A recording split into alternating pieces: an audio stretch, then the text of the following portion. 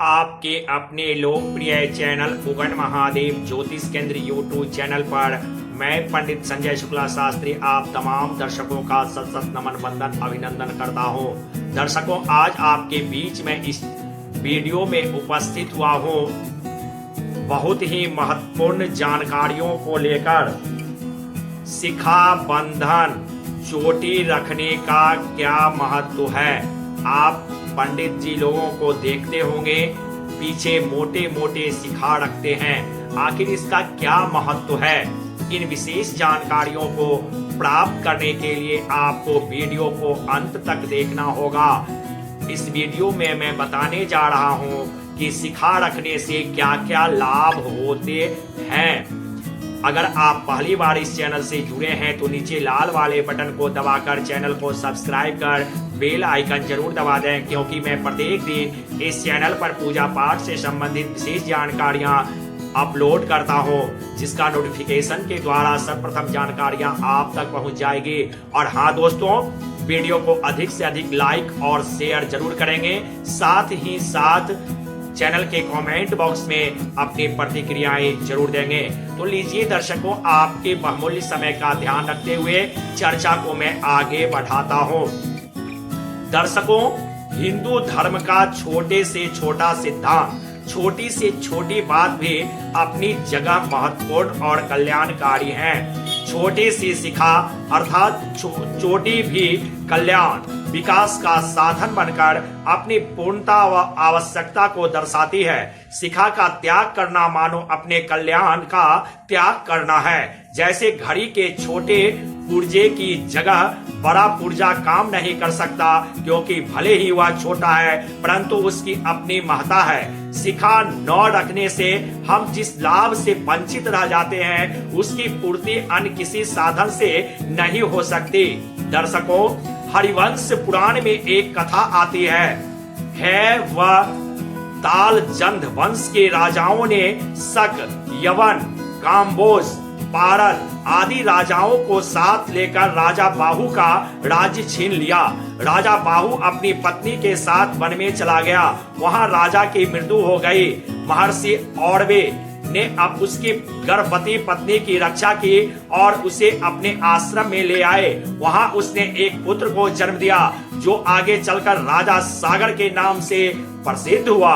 राजा सागर ने महर्षि औरवे से शस्त्र और शास्त्र विद्या सीखी। समय पाकर राजा सागर ने हैयों को मार डाला और फिर शक, यवन, काम्बोज, पारद आदि राजाओं को भी मारने का निश्चय किया।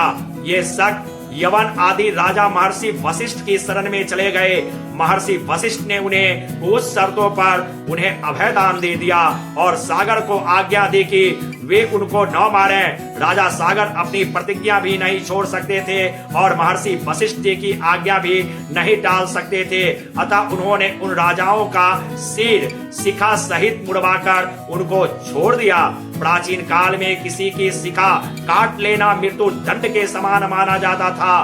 बड़े दुख की बात है कि आज हम लोग अपने हाथों से अपनी शिखा काट रहे हैं। यह आखिर क्या कर रहे हैं। शिखा हिंदुत्व की पहचान है। यह आपके धर्म और संस्कृति की रक्षक है। शिखा के विशेष महत्व के कारण ही हिंदुओं में यवन शासन के दौरान अपनी शिखा की रक्षा के लिए सिर कटवा दिए, पर शिखा नहीं कटवाई।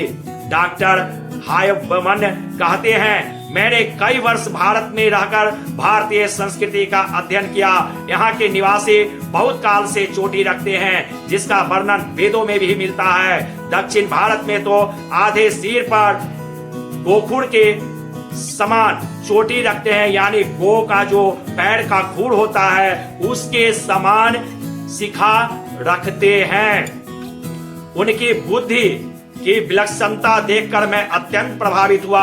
अवश्य ही बौद्धिक विकास में चोटी बड़ी सहायता देती है। सिर पर चोटी रखना बड़ा लाभदायक है। मेरा तो हिंदू धर्म में अगाध विश्वास है और मैं चोटी रखने का कायल हो गया हूँ। प्रसिद्ध वैज्ञानिक डॉक्टर I.E. क्लार्क MD ने कहा, मैंने जब से इस विज्ञान की खोज की है तब से मुझे विश्वास हो गया है कि हिंदुओं का हर एक नियम विज्ञान से परिपूर्ण है। चोटी रखना हिंदू धर्म ही नहीं, सुषुम्ना के केंद्रों की रक्षा के लिए ऋषि मुनियों की खोज का विलक्षण चमत्कार है। इसी प्रकार पश्चात विद्वान मिस्टर अर्ल थॉमस लिखते हैं, सुषुम्ना की रक्षा हिंदू लोग चोटी रखकर करते हैं, जबकि अन्य देशों में लोग सिर पर लंबे बाल रखकर या हैट पहनकर करते हैं। इन सब में चोटी रखना सबसे लाभकारी है। किसी भी प्रकार से सुषुम्ना की रक्षा करना जरूरी है। वास्तव में मानव शरीर को प्रकृति ने इतना सबल बनाया है कि वह बड़े से बड़े आघात को भी सहन करके रह जाता है, परंतु शरीर में कुछ ऐसे भी स्थान हैं जिन पर आघात होने से मनुष्य की तत्काल मृत्यु हो जाती है। इन्हें मर्म स्थान कहा जाता है। शिखा के अधोभाग में भी मर्म स्थान होता है, जिसके लिए सुश्रुताचार्य ने लिखा है, सुषुम्ना के मूल स्थान को मस्तुलिंग कहते हैं। मस्तिष्क के साथ ज्ञान इंद्रियां, कान, नाक, जीभ, आंख आदि का संबंध है और काम इंद्रियों, हाथ, पैर, गुदा इंद्रिय आदि का संबंध मस्तुलिंग से है। मस्तिष्क व मस्तुलिंग जितने सामर्थ्यवान होते हैं उतने ही ज्ञान इंद्रियां और काम इंद्रियां की शक्ति बढ़ती है। मस्तिष्क ठंडक चाहता है और मास्तंगी गर्मी मस्तिष्क को ठंडक पहुंचाने के लिए क्षौर कर्म करवाना और मास्तुलिंगी को गर्मी पहुंचाने के लिए गौखुर के परिणाम के बाल रखना आवश्यक होता है। बाल कुचालक है, अतः चोटी के लंबे बाल बाहर की अनावश्यक गर्मी या ठंडक से मास्तुलिंग की रक्षा करते हैं। शिखा रखने के अन्य निम्न लाभ हैं दोस्तों। शिखा रखने तथा इसके नियमों का यथावत पालन करने से सद्बुद्धि, सद्विचार आदि की प्राप्ति होती है। शिखा रखने से आत्मशक्ति प्रबल बनती है। मनुष्य धार्मिक, सात्विक व संयमी रहता है। लौकिक पारलौकिक कार्यों में से सफलताएं मिलती हैं। सभी देवी देवता मनुष्य की रक्षा करते हैं। सुषुम्ना रक्षा से मनुष्य स्वस्थ, बलिष्ठ, तेजस्वी और दीर्घायु होता है। नेत्र ज्योति सुरक्षित रहती है। इस प्रकार धार्मिक, सांस्कृतिक, वैज्ञानिक सभी दृष्टियों से शिखा की महत्ता स्पष्ट होती है। परंतु आज हिंदू लोग पाश्चात्यों के चक्कर में पड़कर फैशनेबल दिखने की होड़ में शिखा नहीं रखते। वह अपने ही हाथों अपनी संस्कृति का त्याग कर डालते हैं। लोग हंसी उड़ाएं, पागल कहें तो सब सह लेना दोस्तों। धर्म का त्याग मत करो। मनुष्य मात्र का कल्याण चाहने वाली अपनी हिंदू संस्कृति नष्ट हो रही है। हिंदू स्वयं ही अपनी संस्कृति का नाश करेगा तो रक्षा कौन करेगा। वेद में भी शिखा रखने का विधान कई स्थानों पर मिलता है दोस्तों। शिखिभ्यः स्वाहा अर्थ वेद में कहा गया है, अर्थात चोटी धारण करने वालों का कल्याण हो।